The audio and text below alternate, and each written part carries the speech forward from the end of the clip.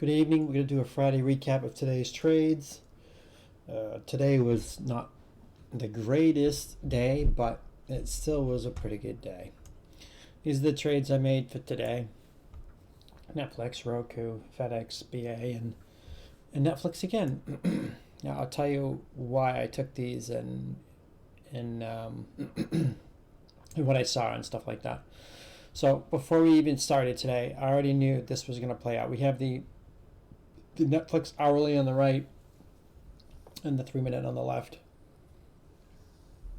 So before we even get into the session, I already knew this was like a down descending wedge right here, and that if it broke this 331.90 level or 332, it was going to collapse. And that's exactly what it did at the opening, and we chased the drop a little bit right around in here. We got it, and they ended up going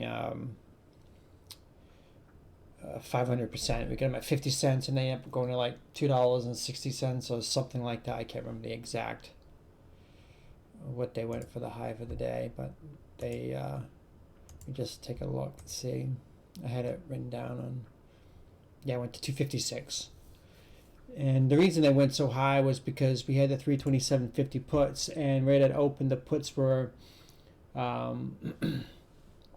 still pretty decent, and because it was at the money that they had the value just substantially increased. And then they went into the money and blah blah blah and stuff like that. So that was a descending wedge, and we caught that at open on the first break. Now the second one was Roku, and Roku was not a very good one. Now Roku, I decided to try and buy the dip right in. We got the 144 calls at 58 cents at what's that, 941. So yeah, right here I tried to buy it, and when I bought it, it just kept going down. Then it chopped, and being Friday, you got theta working against you, times against you, and any slight bit of chop is just going to destroy the price on the premiums, and that's exactly what happened. I mean, we got it right up in here, came back down. It did recover up beyond where we bought it, but it was so destroyed. I think the price at this point was right around like 20 cents or something like that. Then when it got up higher than what it was before, it still was like 20 cents because there was 144 calls. And usually when I play lottos, I don't have stops, and the reason for that is that, especially on stocks that I know that can have violent turns, and Roku is one of them. And I think one Friday, I can't remember when it was, last week or the week before, a couple weeks ago, I don't remember what.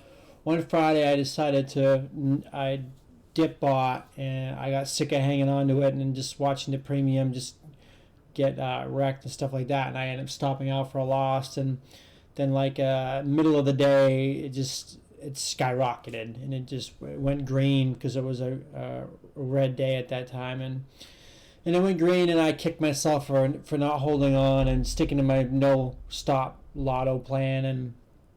And this case, it didn't work that way, and I lost it. But well, who cares? I was in small. I didn't really care. I know how to play lottos. When you play lottos, you gotta play with the. You need to have a green week, and when you're up for the week, you play with the house money. Play with the money, the profits that you have, and that way you're not really risking anything. That's the correct way to play lottos. And people can't seem to understand that you need to have a cushion to play lottos, because lottos means they can go to zero. That's what a lotto play is. Lotto play means high risk, high reward, and has a high probability of going to zero. Even if you're right, it will go to zero. So you need to, it's all about timing and being able to take the risk. If you can't take the risk, don't take the trade. Plain and simple. And getting back to Roku, I mean, even if it stayed in this area, 141, I mean, we had 144 calls. Roku can bounce $3 in a heartbeat. I mean, we have seen Roku jump $4 or $5, $6 in a matter of 10, 15 minutes. So as long as it was within a couple dollars of at the money or in the money, that at any point Roku could recover and you could profit pretty good. So, but this wasn't the case. It was a loss, and that's just the way the cookie crumbles. And FedEx, This was another one I made a mistake on today, but I had pretty good reasoning behind it. This was the opening range candle right here on the 3 minute, and what happened was I got it right here for a double top. And the reason I got it for a double top was because the market was red. The market and a lot of the stocks were choppy. So if it wasn't choppy, it was red. So I figured, okay, this doesn't have enough strength to get up over where it needs to go. And as you can see on the hourly, that this 152.65 was an important trend line, and because it gapped up over it and retraced, I thought, okay, it's having a hard time staying above it, in that it's probably going to double top and come back and just collapse. So when I got in, it started to go red the first couple candles, and I thought, okay, this is good, this is going to work out. And I know a couple people in the room that scalped it and did make some money, but I was holding for a bigger drop to at least, the 152.70 area for, retesting this level, and it didn't. It just popped, and then as soon as it went against me, I got out and just said, okay, I'm not going to have another Roku and have another total loss and have a couple total losses today. So I just I got out, I stopped out, and plus I had the 152.50.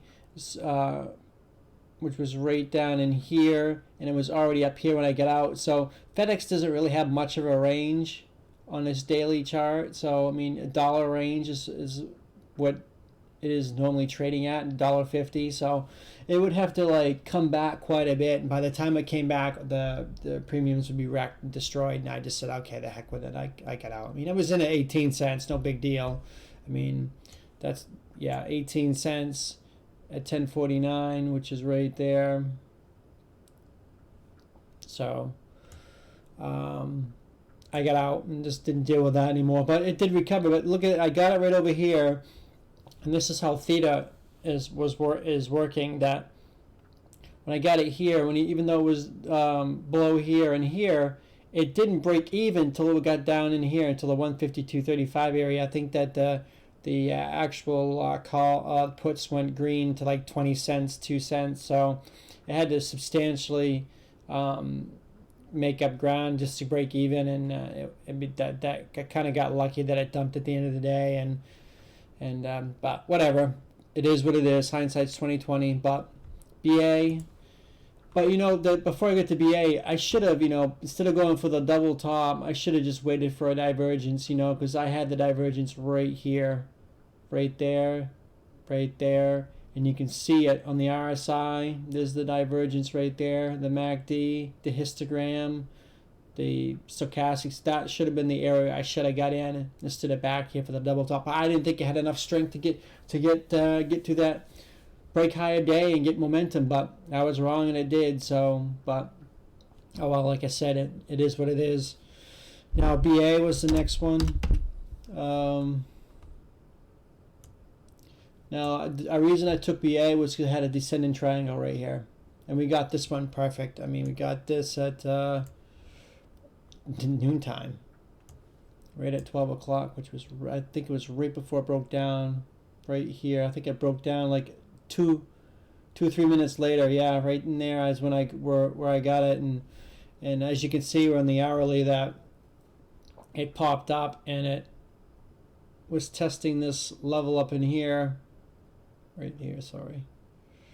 And when I saw that, and I saw the descending wedge, I was like, okay, the descending wedge is going to be pretty high probable, so I sold into the drop right here, but it did come up and retest this, made new lows, and it ended up going over 100%. I think that the actual 270, it went from 80 cents to 270, and I just wanted to sell it when it started to go green, because I didn't want Roku kind of threw me off a little bit. So I BA was a good play, and I played off the descending wedge on the 3 minute. Now Netflix got me at the end of the day, but oh well, whatever. It was still a good day regardless. Now I did got Netflix again, and the reason I got it again, and why isn't there no VWAP on this one? Well, anyways, VWAP is right here. Maybe I'll just add it really quickly. Why don't I have VWAP on this one? I have VWAP in all my charts. For some reason, I'll have it on this one. Okay, let me just fix this quickly. I usually have white, dotted. Let's get rid of this. Don't want to show it. Don't want to show it. There we go. Now, as you can see right here, we have a descending wedge right there. Now, we got Netflix, the same actual puts as we had earlier, but we paid 34 cents at 131. And 131 is right here. I got them right in here. And as you can see, you get a descending wedge right here.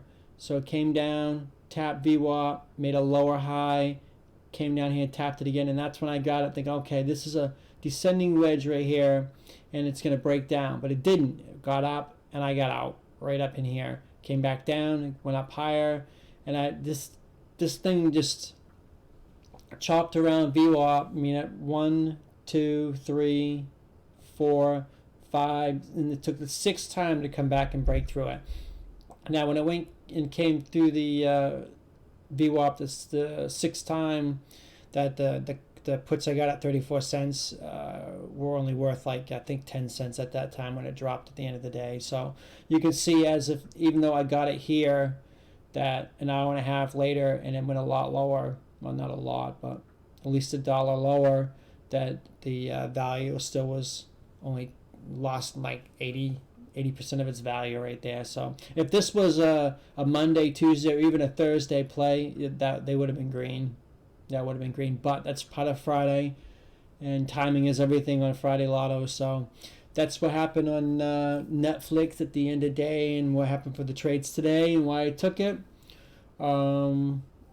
Next week should be better now that Christmas is gone and half a day, and we do have New Year's Day is the market is closed, so we'll have 4 days next week, but there'll be 4 full days, and I imagine after the new year that the volatility will come back, and hopefully that the plays will start getting better and stuff like that. So that does it for the recap for today, and if you're not in the room, you should be, and that is it.